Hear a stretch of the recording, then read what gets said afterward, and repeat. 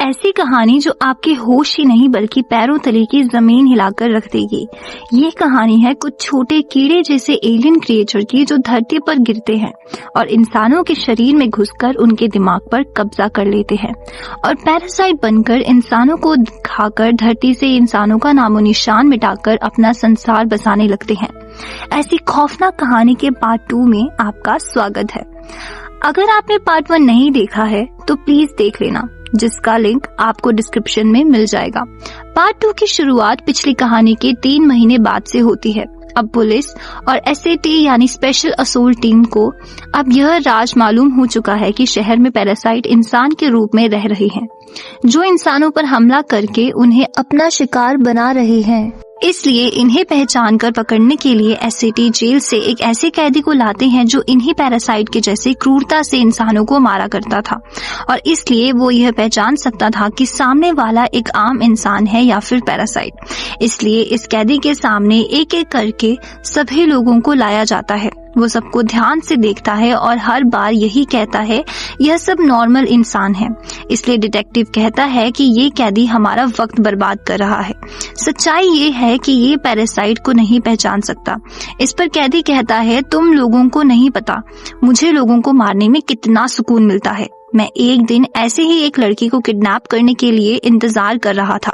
तब मैंने महसूस किया कि जो लड़का लड़की से मिलने आया था उसके अंदर भी मेरे जैसे इंसान को मारने की भूख है और मुझे यह महसूस हो रहा था। इसलिए जब मैं उसका पीछा करते हुए गया तो देखा उस लड़की को कोई मॉन्स्टर अपने टेंटिकल से खा रहा था। वो पहला टाइम था जब मैंने मेरे से भी भयानक राक्षस को देखा था। लेकिन तभी शिनचाई को देखकर वो रुक जाता है और ऐसा लग रहा था कि वो शिनचाई के अंदर के पैरासाइट को महसूस कर रहा था। शिनचाई को हमने पार्ट 1 में देखा था, जिसके हाथ से मिगी नाम का पैरासाइट जुड़ा हुआ था।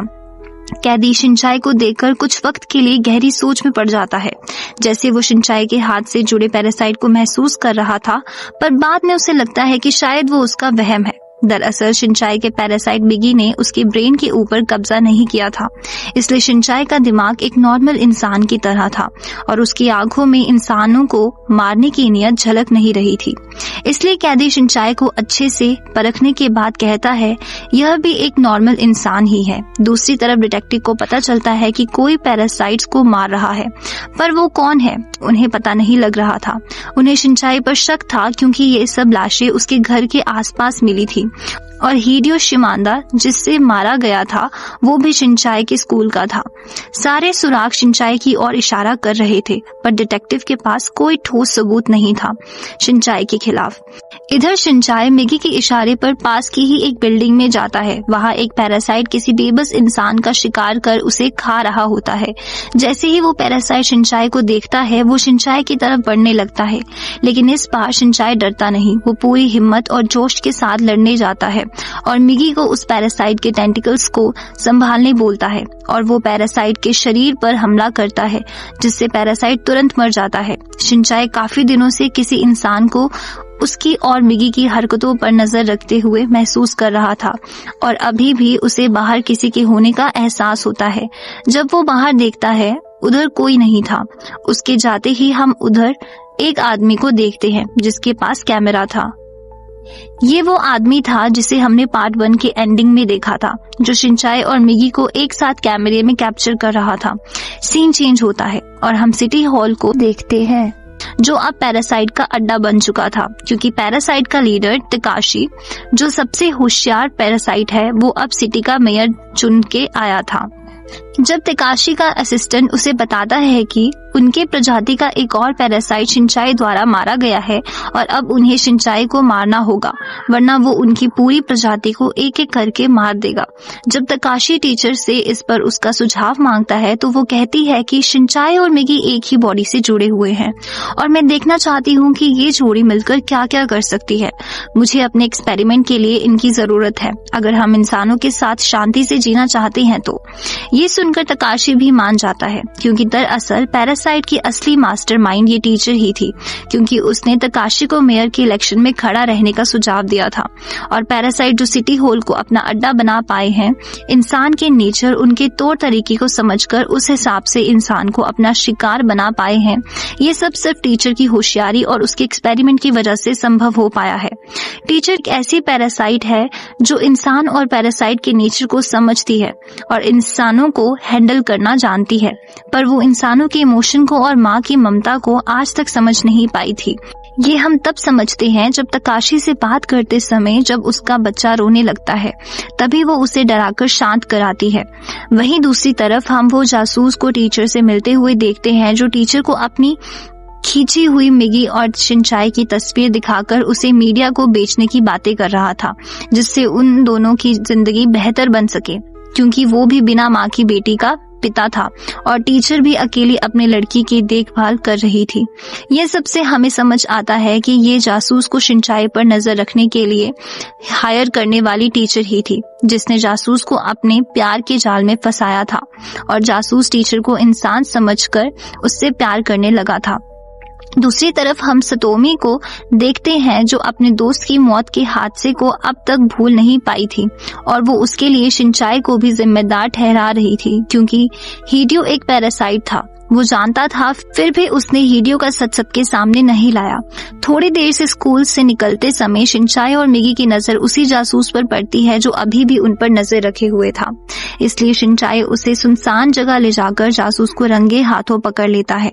मिगी जासूस पर गुस्सा होकर कहता है कि यह जासूस हमारे लिए खतरा है, हमें इसे मार देना चाहिए क्योंकि ये हमारा राज जानता है। लेकिन मिगी का खतरनाक रूप देखकर जासूस डर जाता है। इसलिए जब शिनचाई जासूस द्वारा खींचे हुए उनके फोटोज देखता है तो जासूस डर के मारे कहता है कि ये सब खींचने के लिए मुझे एक औरत ने बोला था जो मेरे पास पैरासाइट की इंफॉर्मेशन लेकर आई थी और चाहती थी कि मैं उसकी मदद करूं पैरासाइट की असलियत दुनिया के सामने लाने में। उसकी इन्हीं बातों और उसकी खूबसूरती की वजह से मैं उससे प्यार करने लगा था और उसका काम करने को राजी हो गया था। क्या वो रियोको टामिया थी? मिगी कहता है। हाँ, जासूस जवाब देता है। जासूस की यह बात सुनकर शिनचाई हंसने लगता है और कहता है, टीचर यानी टामिया ने तुझे अच्छा बेवकूफ बनाया। टामिया पैरासाइट जाति की सबसे होशियार और चालाक पैरासाइट है, मिगी कहता है। ये सुनकर जासूस हंसने लगता है और कहता है, तुम दोनों शायद मेरे साथ मजाक कर रहे हो।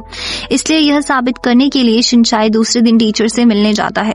दोनों के बीच पैरासाइट्स को लेकर बातचीत चलती है। तो दूसरी तरफ जासूस गाड़ी में बैठ के सुन रहा था, जो सुनकर वो घबरा जाता है। उसे यकीन नहीं होता कि जिससे वो प्यार करने लगा था वो एक पैरासाइट है। टीचर के साथ बातचीत पूरी होने पर शिनचाई जासूस के पास जाता है और कहता है, सुन लिया ना तूने, अब तो यकीन होगा ना, इसलिए तू अभी जल्द से जल्द अपनी लड़की को लेकर यहाँ से दूर चला जा और वापस यहाँ कभी मत आना। लेकिन जासूस शिनचाई की बात नहीं मानता और दूसरे दिन सिटी हॉल जाता है ताकेशी का इंटरव्यू लेने, ताकि वहाँ वो हिडन माइक को छुपा सके, जिसकी मदद से वो मेयर और पैरासाइट की सच्चाई दुनिया के सामने लाकर उन्हें मरवा सके। दरअसल उसे टीचर और शिनचाई की बातचीत को सुनते हुए यह पता चल गया था कि सभी पैरासाइट सिटी हॉल को अपना अड्डा बनाकर छुपे हुए हैं और मेयर उसमें उनकी मदद कर रहा है। इंटरव्यू को खत्म करके जासूस वहां से चला जाता है, लेकिन उसके जाते ही ताकेशी का असिस्टेंट जासूस द्वारा छुपाए माइक को निकालकर ताकेशी को दिखाता है, जिससे ताकेशी जासूस को मारने का ऑर्डर देता है, क्योंकि उसे अब इनके बारे में सब पता लग चुका था और साथ ही शिनचाई को भी। दूसरी तरफ जब शिनचाई स्कूल से बाहर आता है तो सतोमी उसे उस दिन के लिए माफी मांगती है और कहती है, आखिर तूने मेरी जान बचाई थी, मुझे वो सब बातें नहीं कहनी चाहिए थी, मुझे माफ कर दो और तू मेरे से ज्यादा मुसीबत का सामना कर रहा है, जैसे तेरी मॉम और बाकी सब घटनाओं को लेकर। तब शिनचाई कहता है, मैं ठीक हूँ और कोई बात नहीं, और इस तरह दोनों के बीच में प्यार बढ़ने लगता है। तभी मिगी शिनचाई को पैरासाइट के आसपास होने का इशारा करता है, इसलिए शिनचाई वहां से निकलकर उसका पीछा कर रहे पैरासाइट को सुनसान जगह ले जाकर मारने की सोचता है, पर मिगी उसे बताता है कि वो 5 पैरासाइट को एक साथ महसूस कर पा रहा है, जिससे शिनचाई डर जाता है और तभी एक पैरासाइट शिनचाई को ढूंढते हुए सामने आता है, जिसे देखकर शिनचाई कहता है ये तो अकेला पैरासाइट है। जिस पर मिगी कहता है इस सिंगल बॉडी से 5 पैरासाइट जुड़े हुए हैं, इसलिए इसे 5 कहा जाता है और अभी जो इन 5 को कंट्रोल कर रहा है उसका नाम मिकी है। ये 5 नॉर्मल पैरासाइट से ज्यादा ताकतवर है और तभी 5 हमला करने लगता है, इसलिए शिनचाई अपना बचाव करते हुए दूर भागने लगता है। तभी दूसरी तरफ हमें 2 पैरासाइट जासूस के घर की ओर जाते दिखते हैं और जब जासूस घर पहुंचता है तभी उसे उसके घर के बाहर लोग इकट्ठा हुए दिखते हैं और जब वो भागते हुए देखने जाता है तो उसे उसकी बेटी की लाश दिखती है, जिसे देखकर वो अपने होश खो बैठता है। दूसरी तरफ शिनचाई 5 से बचकर भाग रहा था, तभी मिगी उसे कहता है कि 5 का निशाना सही नहीं है, हम इसका फायदा उठाकर उसका सर शरीर से अलग कर सकते हैं। बस तू अपने पैरों का इस्तेमाल करके पेड़ पर चढ़ जाना, बाकी मैं संभाल लूंगा। और शिनचाई ऐसा ही करता है और इस वजह से 5 का ध्यान भटक जाता है और मौके का फायदा उठाकर मिगी उसका सर शरीर से अलग कर देता है। शिनचाई उसके हाथ पर वार करके उसे पूरी तरह मारने वाला था, पर तभी वहां उसके कुछ लोग आते हैं, इसलिए वो वहां से चला जाता है और मौके का फायदा उठाकर 5 के हाथ से जुड़ा पैरासाइट चेहरे से जुड़ जाता है, जो और कोई नहीं गोटो होता है, जिससे हमने पार्ट 1 के एंडिंग में देखा था। ये इन 5 पैरासाइट्स में से सबके ताकतवर था। वो मिकी से कहता है कि चल आजा मिकी और अब हाथ से जुड़ जा, तेरी जगह यही है, तू इस बॉडी को कंट्रोल नहीं कर सकता। और अब 5 का कमांड पूरी तरह गोटो के पास था। दूसरी तरफ टीचर को हम सिटी हॉल में जाते हुए देखते हैं, जो तकाशी पर गुस्सा होते हुए कहती है कि तुमने बिना मुझसे पूछे जासूस को मारने की कोशिश क्यों की, और अगर की तो उसे पूरा तो करना चाहिए था। अब तुमने उसके लड़की को मारकर उसके अंदर के राक्षस को जगा दिया है, जो अपनी बेटी का बदला लेने के लिए हमारे सारे प्रजाति को भी खत्म कर सकता है। इस पर तकाशी कहता है हमने इंसानों से डरना नहीं चाहिए, अकेला इंसान कुछ नहीं कर सकता। इस पर टीचर कहती है एक इंसान को लेकर तू शायद सही होगा, पर यही इंसान जब 100,000 के ग्रुप में आते हैं तो वो दुश्मन को एक झटके में मार गिरा सकते हैं, क्योंकि उनके पास दिमाग है। तुम इंसानों के इमोशन को नहीं समझते। अगर हम इंसानों के करीबी रिश्तेदार को मारते हैं तो जो बदला लेने की भावना उनके मन में जागती है वो पैरासाइट प्रजाति को नीचे गिराने की ताकत रखती है। इसलिए आगे से कोई भी कदम उठाने से पहले एक बार मुझसे पूछना, वरना हमारी प्रजाति का नाश हो जाएगा। ये कहते हुए टीचर वहां से चली जाती है। उसके जाते ही तकाशी अपने असिस्टेंट से कहता है टाइम आ चुका है टीचर को रास्ते से हटाने का, इंसानों में रहकर वो भी इंसान बनने लगी है। सीन चेंज होता है, टीचर को हम बच्चों को सुलाते देखते हैं, तभी वो उसके साथ खेलने की कोशिश करती है, जैसे उसने जासूस को उसके बच्चे के साथ खेलते ही देखा था, और तभी बच्चा हंसने लगता है, जो देखकर उसके चेहरे पर एक अलग ही खुशी झलकने लगती है, जिसे देखकर वो पहली बार इंसानों वाले इमोशन महसूस कर रही थी। पर तभी उसे पैरासाइट के आने का एहसास होता है, इसलिए वो उनका ध्यान भटकाने के लिए उन्हें सुनसान जंगल ले जाती है और एक जगह पहुंचकर रुक जाती है और कहती है तुम्हें क्या लगता है तुम 3 मुझे मार सकते हो? तभी टीचर के टेंटिकल्स के कुछ हिस्से पीछे से आकर तीनों पर हमला करके उन्हें मार देते हैं। जब टीचर वापस अपने बच्चे के पास आती है तब उसका बच्चा वहां नहीं होता। उसके जगह पर एक चिट्ठी होती है जिसमें लिखा था बच्चा मेरे पास है, अगर उसे दोबारा देखना चाहती हो तो मुझे हिगाशी फुकुयामा ज़ू आकर मिलो। कुरामोरी यानी जासूस, जिसे पढ़कर टीचर बहुत गुस्सा हो जाती है। सीन चेंज होता है, टीचर तुरंत शिनचाई के घर जाती है पर वो वहां नहीं होता और तभी सतोमी वहां आती है। सतोमी से शिनचाई का नंबर लेकर वो उसे तुरंत हिगाशी फुकुयामा ज़ू आने बोलती है, क्योंकि टीचर शिनचाई के पास कुछ छोड़ के जाना चाहती थी। सीन चेंज होता है, हम डिटेक्टिव को देखते हैं जो जासूस के गायब होने से परेशान था, क्योंकि कई हफ्तों से उसका पता नहीं लग पा रहा था। और एक दिन जब जासूस डिटेक्टिव द्वारा किए गए कॉल को उठाता है तब उन्हें पता लगता है कि जासूस टीचर को मारने के लिए उसके बच्चों को उठाकर ले गया है। इससे पहले डिटेक्टिव कुछ आगे बोल पाता, जासूस फोन काट देता है। डिटेक्टिव की टीम को जासूस की लोकेशन मिल जाती है, इसलिए वो तुरंत वहां के लिए निकलता है। दूसरी तरफ एसएटी को यह सच्चाई पता चल जाती है कि शहर का मेयर ही पैरासाइट का लीडर है और उसने सिटी हॉल में ढेर सारे पैरासाइट्स छिपा कर रखे हैं। इसलिए असॉल्ट टीम कई बसेस लेकर सिटी हॉल की बिल्डिंग को चारों तरफ से घेर लेती है। सिटी हॉल में काम कर रहे लोगों को बाहर निकालने के लिए और उनके बीच मौजूद पैरासाइट को सतर्क करे बगैर पकड़ने के लिए एसएटी का मेंबर अनाउंसमेंट करके लोगों से झूठ कहता है कि सिटी हॉल में एक आदमी राइफल लिए घुसा है, इसलिए जल्दी सभी बिल्डिंग खाली करके नीचे ग्राउंड फ्लोर के लॉबी में इकट्ठा हो जाओ।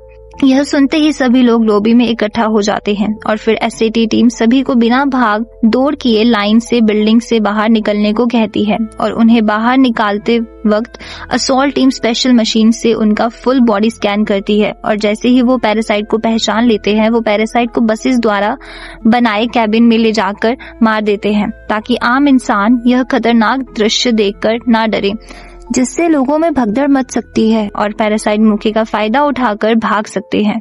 ये तो लोगों को मारकर तबाही मचा सकते हैं। दूसरी तरफ टीचर जासूस के बताए ठिकाने पर पहुंचती है और कहती है, तुम्हारी बेटी की हत्या के पीछे मेरा कोई हाथ नहीं था, प्लीज मेरे बच्चों को मुझे दे दो। और जैसे ही टीचर आगे बढ़ने लगती है, जासूस कहता है, वहां पर ही रुक जाओ और पास आने की हिम्मत मत करना, नहीं तो मैं बच्चों को नीचे फेंक दूंगा। सीन शिफ्ट होता है। सिटी हॉल पर वो कैदी को बाहर लाया जाता है जिसे हमने शुरुआत में देखा था और उसकी मदद लेकर एसएटी सिटी हॉल में छुपाए पैरासाइट को पहचानकर एक एक करके मारने लगते हैं। सीन वापस शिफ्ट होता है जू की और जहाँ शिनचाई भी आता है और जासूस को रोकने की कोशिश करता है, पर जासूस नहीं मानता और टीचर को कहता है, अगर तुझे तेरा बच्चा चाहिए तो तुझे इन सारे लोगों के सामने तेरी असली रूप में आना होगा। इस पर टीचर कहती है, तुम इंसान हमारी जाति को क्यों मारना चाहते हो?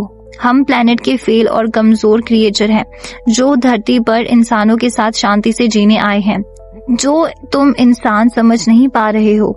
और तुम मिगी शिनचाई, जिस तरह तुम एक ही बॉडी से जुड़कर सरवाइव कर रहे हो, यह पैरासाइट और इंसानों का फ्यूचर है जो मैं अपने अब तक के रिसर्च से पता कर पाई हूँ। टीचर जासूस से कहती है कि तुझे मैं रिक्वेस्ट करती हूँ, मेरा बच्चा मुझे वापस लौटा दो प्लीज। पर जासूस नहीं मानता और बच्चे को फेंकने लगता है। तभी पुलिस भी जासूस को रोकने के लिए वहां पहुंचती है, पर तब तक देर हो चुकी थी क्योंकि टीचर ने अपने बच्चे को बचाने के लिए अपने टेंटिकल से जासूस पर हमला करके अपने बच्चे को बचा लिया था। टीचर के हमले से जासूस मौत के करीब पहुंच गया था और मरते वक्त वो टीचर से कहता है कि वो कभी इंसानी बच्चे को मार नहीं सकता, मैंने तो बस तुझे गुस्सा दिलाने के लिए यह नाटक किया। और यह कहते हुए वो नीचे गिर कर मर जाता है, जो देखकर डिटेक्टिव टीचर को सरेंडर करने बोलता है और शिनचाई को वहां से जाने को बोलता है, पर टीचर शिनचाई को रोकते हुए कहती है, मैं तुम्हें मेरा बच्चा देना चाहती हूँ। ये कहकर टीचर आगे बढ़ने लगती है, पर डिटेक्टिव को लगता है कि यह टीचर की कोई चाल है, इसलिए डिटेक्टिव टीचर के माथे पर गोली मारता है, पर टीचर को गोली लगने से कुछ नहीं होता। वह उस गोली को मुंह से निकालकर फेंक देती है और उसका घाव अपने आप भर जाता है। यह देखकर बाकी ऑफिसर्स उसके शरीर पर हमला करने लगते हैं। तभी टीचर अपने आप को बचाने की बजाय अपने बच्चों को बचाते हुए आगे बढ़ने लगती है। यह देखकर शिनचाई डिटेक्टिव को हमला रोकने बोलता है, इसलिए डिटेक्टिव हमला रोकने का इशारा देता है। शिनचाई के पास आते ही मिगी टीचर से कहता है, तूने हमले से बचकर भागने की कोशिश क्यों नहीं की? मैं हमेशा सोचा करती थी कि आखिर निर्माता का हमें पैदा करने का मकसद क्या है।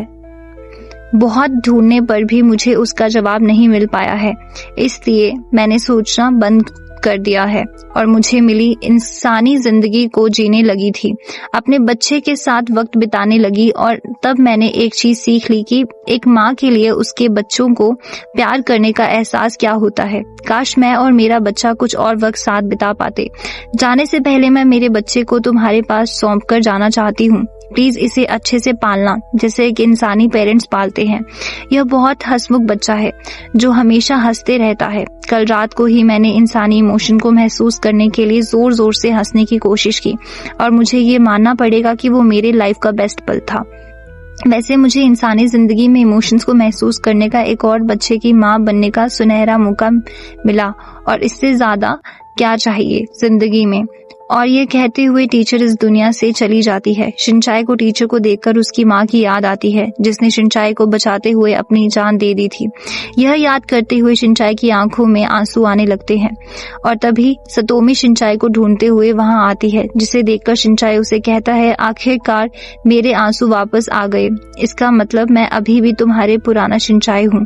जिसे सुनकर सतोमी उसे गले लगाती है। दूसरी तरफ एसएटी पैरासाइट्स को ढूंढते हुए कॉन्फ्रेंस हॉल में पहुंचती है जब उनकी मुलाकात तकाशी से होती है जो एसएटी को देखकर पैरासाइट्स की अच्छाइयों के बारे में उन्हें भाषण देने लगता है, जिसे सुनकर एसएटी का सीनियर ऑफिसर ताकेशी को मारने का ऑर्डर देता है। और जब वो मारा जाता है तब पीछे से कैदी जोर से हंसने लगता है और कहता है वो एक इंसान था, कम से कम मारने से पहले मुझसे पूछ तो लेते। तभी उनके पीछे गोटो आता है, जिसे देखकर कैदी बोलता है यह पैरासाइट है और सभी पैरासाइट से खतरनाक है। सीन शिफ्ट होता है डिटेक्टिव की ओर जो शिनचाई को पूछताछ के लिए ले जा रहा था।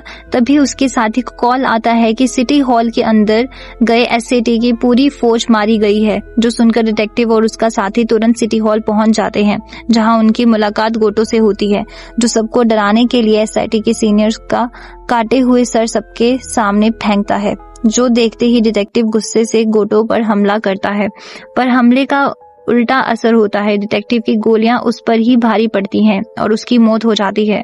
तभी गोटो को मिगी और शिनचाई दिख जाते हैं, इसलिए वो शिनचाई और मिगी के पीछे पड़ जाता है, क्योंकि यह सब उसके कारण हो रहा है कि आज सभी पैरासाइट मर चुके हैं। शिनचाई गोटो से बचकर भागने लगता है। तभी मिगी के एक कार को अनलॉक करके शिनचाई को लेकर कार से भागने लगता है, पर गोटो मिगी को ट्रैक करते हुए बाइक के जरिए उन तक पहुंच जाता है और उनके कार के ऊपर चढ़कर अपने टेंटिकल से हमला करने लगता है। इसलिए गोटो को चकमा देने के लिए मिगी गाड़ी को नीचे की ओर गिराता है और मिगी स्टील बैरियर को अपने एक हाथ से पकड़कर वो कार से शिनचाई को खींच कर बचा लेता है और कार नीचे गिरकर ब्लास्ट हो जाती है। शिनचाई दौड़ते हुए देखने जाता है कि गोटो मरा कि नहीं। तभी गोटो सामने आता है, जिसे देखकर शिनचाई शॉक हो जाता है, जो अपने जख्मी चेहरे को कुछ सेकंड में ठीक कर देता है, जिसे देखकर मिगी कहता है ये इतने आसानी से नहीं मरने वाला, क्योंकि टीचर ने इसे अपने एक्सपेरिमेंट से बनाया है। इसलिए शिनचाई वहां से भागकर जंगल के बीच आकर छुपने की कोशिश करता है, पर वो मिगी से कहता है इसका कोई फायदा नहीं होगा, क्योंकि वो तुझे महसूस कर लेगा। इसलिए मिगी कहता है अब हमारे पास एक ही रास्ता है, अलग होना। पर अगर ये काम नहीं किया तो शिनचाई कहता है तो मेरे पास प्लान बी है, चल जा छुप जा तू, मिगी कहता है। और तभी वहां गोटो आता है और उसे देखकर पेड़ से छुपा मिगी उस पर हमला करता है, पर गोटो हमले को रोक देता है और दोनों के बीच एक घमासान युद्ध होता है। तभी मौके का फायदा उठाकर शिनचाई एक हाथ से गोटो के शरीर पर हमला करने की कोशिश करता है, पर गोटो उस हमले को रोककर शिनचाई के ऊपर हमला करता है, जिससे शिनचाई बुरी तरह घायल हो जाता है। तब मिगी उसे बोलता है प्लान बी फॉलो कर और यहाँ से चला जा, पर शिनचाई मिगी को छोड़ के जाने से इनकार करता है और तभी गोटो मिगी का एक हाथ काट देता है, जो देखकर मिगी कहता है मैं इसे ज्यादा समय तक नहीं रोक पाऊंगा, इसलिए चले जा। पर तभी गोटो हमला करते हुए मिगी के शरीर को आधा काट देता है, जिससे मिगी मरने लगता है और मिगी को मारकर गोटो शिनचाई की ओर बढ़ने लगता है। पर तभी मिगी किसी तरह अपनी बची हुई ताकत से गोटो को रोकता है और शिनचाई को भागने का आखिरी मौका देता है। मौके का फायदा उठाकर घायल शिनचाई भागते भागते एक जगह पहुंच जाता है, जहां वो छुपने की कोशिश करता है। तभी उसे सतोमी का कॉल आता है, जो उससे पूछती है कि आखिर वो कहाँ है। इस पर शिनचाई उसे सब बताने लगता है, पर कमजोरी की वजह से वो बेहोश हो जाता है। थोड़ी देर बाद जब उसकी आंख खुलती है तो उसके सामने सतोमी होती है, जो उसका इलाज करने लगती है। सब मुझे छोड़ के चले गए, शिनचाई बोलता है। मैं हूं ना तेरे साथ, तो तू ऐसा क्यों बोल रहा है, सतोमी गुस्सा होकर कहती है। यह सुनते ही शिनचाई उसे गले लगाकर रोने लगता है और दोनों एक दूसरे से अपने दिल की बात कहते हैं और धीरे धीरे प्यार में आगे बढ़ते हुए इंटीमेट होते हैं। और इस तरह सतोमी के प्यार ने शिनचाई के दिल के दर्द को कम कर दिया था। सुबह होते ही अचानक शिनचाई को कटे हुए हाथ पर एक आंख नजर आती है। इसका मतलब मिगी के सेल अभी भी शिनचाई के अंदर मौजूद थे और इस वजह से गोटो उसे वापस ढूंढ लेगा। इसलिए शिनचाई वहां से अकेला भागने लगता है, पर सतोमी भी उसके साथ पीछे आती है, पर तब तक गोटो वहां पहुंच चुका था। इसलिए शिनचाई सतोमी को छुपने बोलता है और वापस आने के लिए वादा करते हुए गोटो का ध्यान अपनी ओर खींचकर उसे दूसरी जगह ले जाता है, जहां गोटो भी उसका पीछा करते हुए आता है और शिनचाई पर हमला करने लगता है। इसलिए शिनचाई मौका देकर एक रोड को गोटो के शरीर में घुसाता है, पर गोटो को कुछ नहीं होता। तब गोटो कहता है जब से मैंने इस बॉडी के ब्रेन पर कब्जा किया है तभी मुझे एक ही आवाज सुनाई देती है, मार दो सभी इंसानों को। इंसान जब गलत काम करता है, जैसे मर्डर, लूट मार, किडनैपिंग या बॉम्बिंग, तो सबसे ज्यादा दर्द और नुकसान भी इंसानों को ही होता है। तो ऐसा समझो, हम पैरासाइट तुम्हें तुम्हारे ही भीतर छिपे खतरे से बचाने आए हैं। और यह कहते हुए वो अपने टेंटिकल से शिनचाई पर हमला करता है, पर उसके टेंटिकल्स शिनचाई के हाथ से जुड़ने लगते हैं। तब हमें समझ आता है कि वो मिगी था जो गोटो के शरीर से बॉन्ड हो चुका था। जब आखिरी बार उसने गोटो पर हमला किया था ताकि वो उसे अंदर से कमजोर करके मार सके, और यही था मिगी का प्लान सी, जो सक्सेस हो चुका था। और इस वजह से गोटो अपना कंट्रोल खोने लगता है, और तभी बाकी 4 पैरासाइट जिन्हें गोटो कंट्रोल कर रहा था वो दर्द से तड़पने लगते हैं, क्योंकि जब रोड से शिनचाई ने गोटो के शरीर पर हमला किया था तो वो रेडियो एक्टिव वेस्ट से कोटेड था। गोटो को दर्द से तड़पकर देखकर मिगी उसे आजाद करने के लिए गोटो का सर काट देता है, जिससे उसका शरीर फटकर टुकड़ों में बट जाता है और सिर्फ शरीर का कुछ हिस्सा बचता है जिसमें जान बाकी थी। बाकी शरीर के पुर्जे वापस जोड़ने का प्रयास करते हैं, इसलिए शिनचाई पहले तो बचे हिस्से को मारने की सोचता है, पर बाद में उसे टीचर की बातें याद आती हैं जो उसकी प्रजाति को जीने देने के लिए रिक्वेस्ट कर रही थी। मरने से पहले इसलिए वो गोटो के शरीर के बचे हिस्से को नहीं मारता, पर तभी उसकी नजर सतोमी पर पड़ती है, इसलिए वो गोटो से कहता है कि मैं जानता हूँ तुम्हारी कोई गलती नहीं, मगर मुझे भी किसी को हर संकट से बचाना है। यह कहते हुए वो उस बचे हुए शरीर के हिस्से को उठाकर नीचे लगी आग में फेंक देता है। अब गोटो के जाते ही सब कुछ नॉर्मल हो चुका है। सीन शिफ्ट हो जाता है शिनचाई और मिगी की और जो आपस में बातचीत कर रहे होते हैं। तभी मिगी कहता है कि अब सब कुछ नॉर्मल चल रहा है, जैसे टीचर ने सोचा था। पैरासाइट प्रजाति के कुछ गिने चुने पैरासाइट्स ही मारे गए हैं, पर बाकी ने इंसानों के साथ रहना सीख लिया है, अपनी आदतें और खाना पीना बदलकर। जैसे मैंने भी तेरी बॉडी के साथ बॉन्डिंग बनाना चालू किया है। यह तो क्या कह रहा है? मुझे तो लगा तू सिर्फ मेरे हाथ से जुड़ा है। शिनचाई कहता है, तूने जो रेडियो एक्टिव वेस्ट वाला रोड छुआ था उससे तेरे शरीर में मौजूद मेरे सेल जिन्होंने तुझे जिंदा किया था ऑफिसर के हमले के बाद वो मर चुके हैं, इसलिए मुझे मेरे हेल्दी सेल्स तुझे देने पड़े, जिससे मुझे अपने शरीर का शेप मेंटेन रखने में तकलीफ हो रही है। इसलिए मुझे तेरे शरीर में जाना होगा जब तक मैं पूरी तरह ठीक नहीं हो जाता, और इस प्रोसेस को 1 साल या कई साल लग सकते हैं, पर तू फिक्र मत कर, मैं तेरे अंदर ही रहूंगा। यह कहकर मिगी शिनचाई के शरीर में चला जाता है और शिनचाई का हाथ लौट आता है, जो देखकर शिनचाई काफी उदास हो जाता है क्योंकि मिगी उसका बेस्ट फ्रेंड बन चुका था।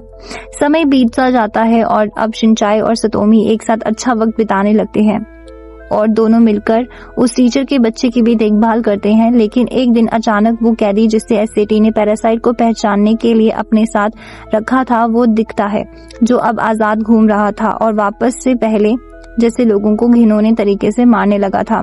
एक दिन उसकी नजर सतोमी और शिनचाई पर पड़ती है, इसलिए शिनचाई को तंग करने के लिए वो सतोमी को पकड़कर मारने की कोशिश करता है और कहता है, मुझे ये बता तू मॉन्स्टर है और मैं इंसान। मॉन्स्टर इंसानों को मारता है, समझ सकता हूँ, वो उनका खाना है, पर मैं क्यों इंसानों को मारता हूँ ये तू मुझे बता। तुम मॉन्स्टर है ना और मैं इंसान, हाँ कि नहीं बता, वरना इसे मार दूंगा। हाँ तू इंसान है, शिनचाई कहता है। तभी सतोमी कहती है, नहीं शिनचाई, तुझे इसे जवाब देने की जरूरत नहीं है। तू इंसान है जो दूसरों की फीलिंग्स को समझता है, बुरे वक्त में लोगों की मदद करता है। असली मॉन्स्टर्स तो यह है जो लोगों को मजे के लिए मारता है।